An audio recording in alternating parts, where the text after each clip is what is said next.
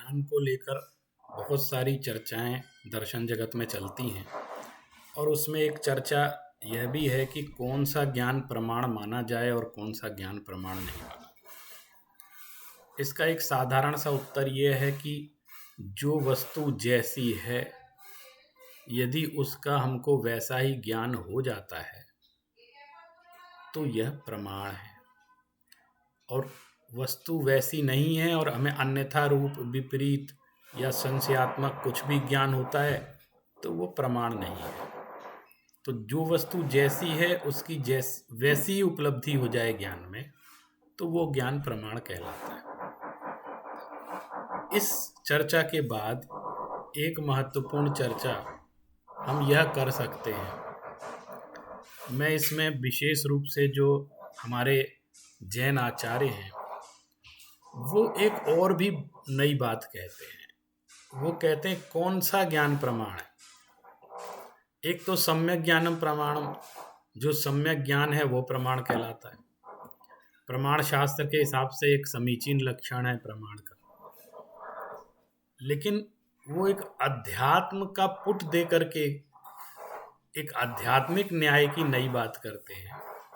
वो कहते हैं जेण तच्चम विबुद्धेज जेण चित्तम निरुद्धति और जेण अत्ता विशुद्धेज तमणाणम जिण शासने, और जेण रागा विरज्जेज जेण से सुरज्जति और जेण मित्तिम प्रभावेज तमणाणम जिण शासने।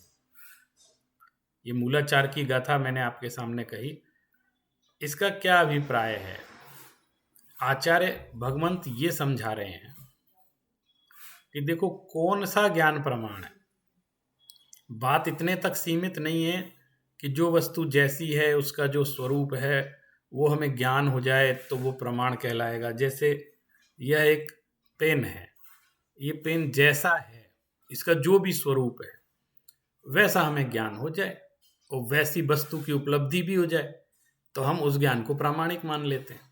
भाई हमने इसको, ये सफ़ेद है, ये हरा है और इसके साथ इसमें क्या क्या लिखा हुआ है इसके अंदर, फिर इसका क्या आकार प्रकार है, किन तत्वों से बना, कुल मिला के इसके जितने भी धर्म हैं, जितने भी गुण हैं, उन सहित बिल्कुल सही यदि ज्ञान हो जाता है तो इसको प्रमाण कहा जाएगा। न्याय शास्त्र में इसको प्रमाण माना जाएगा क्योंकि सम्यक ज्ञान हो गया आपको। और उसको अगर चेक करना है तो वस्तु भी वैसी उपलब्ध हो गई, जैसा हमें ज्ञान था वैसा ही ये उपलब्ध भी हो गया, तो वेरीफाई भी हो गया वो ज्ञान कि ये प्रमाण है हमारा ज्ञान। अब प्रश्न उठता है कि इसमें अध्यात्म का प्रयोग इस ज्ञान में कैसे हो। जो वस्तु जैसी उस वैसी उपलब्ध हो गई, अब इससे ज्यादा आपको चाहिए क्या? आप बताओ भाई। केवली भगवान, सर्वज्ञ भगवान को ज्ञान में सब कुछ आ गया तो वो प्रमाण है, प्रत्यक्ष प्रमाण है उनका ज्ञान। हमारा ज्ञान परोक्ष प्रमाण मान लीजिए, लेकिन प्रत्यक्ष हमको भी हो रहा है कि ये बात हमको पूरी ज्ञान में आ गई। अब इसके बाद जो महत्वपूर्ण बात यह है इस गाथा में कही कि हम उस ज्ञान को प्रमाण कहेंगे जिसके द्वारा तत्व का स्वरूप ज्ञात किया जाता है। जेण तच्चम विबुद्धेज और जेण चित्तम निरुद्धति, और जिस ज्ञान के द्वारा चित्त वृत्ति का निरोध हो जाता है, और जेण अत्ता विशुद्धेज तमणाणम जिण शासने, और जिनके आश्रय से आत्म विशुद्धि यानी आत्मा विशुद्ध बन जाती है, वीतरागी हो जाती है, और जिस ज्ञान से, वो ज्ञान जिन शासन में प्रमाण है। फिर आगे भी कह रहे हैं जेण रागा विरज्जेज जेण से सुरज्जति, जिस ज्ञान से जीव राग द्वेष काम क्रोध आदि ये जो विकारी भाव हैं, विभाव हैं, इनसे विरक्त हो जाता है और मोक्ष मार्ग में संलग्न हो जाता है, यानी स्वयं के कल्याण में संलग्न हो जाता है।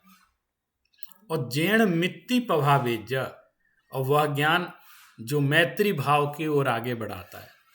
ऐसा ही ज्ञान जिन शासन में प्रमाण माना गया है। अब इसके अंदर उस प्रमाण में और इस प्रमाण में क्या फर्क है? मुझे इस कलम की, इस लेखनी की प्राप्ति वैसी हो गई जैसी ये है, और मेरे ज्ञान में निर्णय भी हो गया और मैं इसने समझ गया। तो लौकिक दृष्टि से तो ये प्रमाण है, क्योंकि वस्तु यथावत उपलब्ध भी हो गई। लेकिन अब इसको जानने से मेरा आत्मा का क्या कल्याण हो रहा है?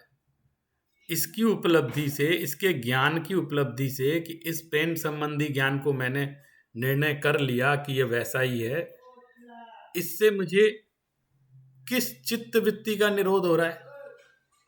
मेरे चित्त वृत्तियों का निरोध हो रहा है क्या? मुझे ध्यान की प्राप्ति हो रही है क्या? इस वाले प्रमाण ज्ञान से मेरी आत्मा में विशुद्धि बढ़ रही है? मेरे वीतरागता की प्राप्ति हो रही है? ये प्रश्न है। क्या हो रहा है ऐसा? क्या मेरे राग, द्वेष, काम, क्रोध, मान, माया, लोभ ये सब कम हो रहे हैं या खत्म हो रहे हैं? और क्या मैं इसको जान करके आत्म कल्याण में प्रवृत्त हो जाऊंगा? अच्छा, इसको जानने से क्या मुझे मैत्री भाव की प्राप्ति हो जाएगी? क्या मैं उसकी ओर आगे बढ़ जाऊंगा? नहीं। ये लौकिक दृष्टि से ये प्रमाण है, आपका ज्ञान वेरीफाई हो गया, आपने जान लिया, इसको ऐसा ही जान लिया। लेकिन वास्तव में वह ज्ञान प्रमाण स्वरूप है आध्यात्मिक दृष्टि से, जिस ज्ञान से व्यक्ति स्वोन्मुखी हो सके, जिस ज्ञान से वह अपनी शुद्धात्मा की अनुभूति प्राप्त कर सके। ऐसा जो तत्व का ज्ञान होता है, वो कह रहे हैं कि हम तो उसको ही प्रमाण मानेंगे। ये ज्ञान के और प्रमाण के क्षेत्र में आध्यात्मिकता है, न्याय के क्षेत्र में आध्यात्मिकता है। इसको हम कह सकते हैं ये आध्यात्मिक न्याय है। अगर मूल न्याय भी कहें तो भी आश्चर्य नहीं है, क्योंकि मूल जो न्याय शास्त्र का उद्देश्य है वो यही है, जिससे तत्व ज्ञान की प्राप्ति हो सके, दुखों की आत्यंतिक मुक्ति हो सके। वह न्याय शास्त्र का मूल उद्देश्य है।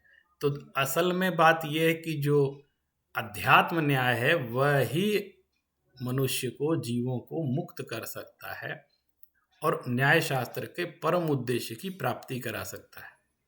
और जो लौकिक न्याय है वो सिर्फ पदार्थ के निर्णयों में और ज्ञान के निर्णयों के लिए वो महत्वपूर्ण है, लेकिन जो निश्रेयस की प्राप्ति कराए, आत्म कल्याण में लगाए, स्व कल्याण करवाए, वह ज्ञान तो वीतराग शासन के अनुसार उसी ज्ञान को हम प्रमाण कहेंगे, और वास्तव में वही ज्ञान प्रमाण है।